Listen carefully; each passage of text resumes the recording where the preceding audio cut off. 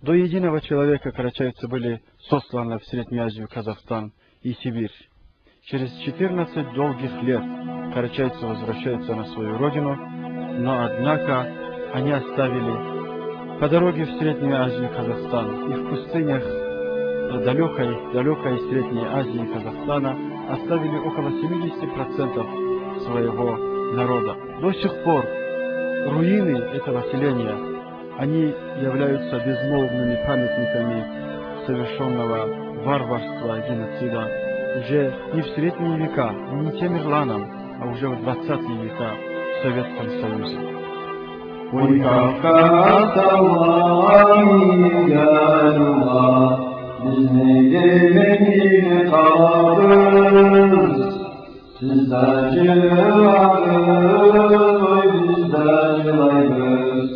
Sizden ayrılıp kalırız.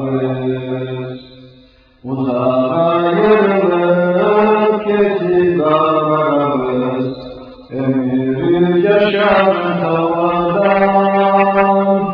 Bize gölgeye uykuş acılarız. Alana tıpıma tavadan.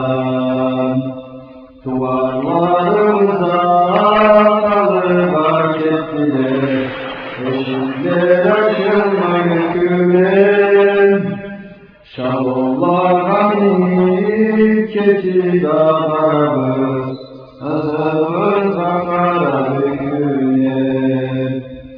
Istavar taklaran bizlerimiz, azımız akar boydan.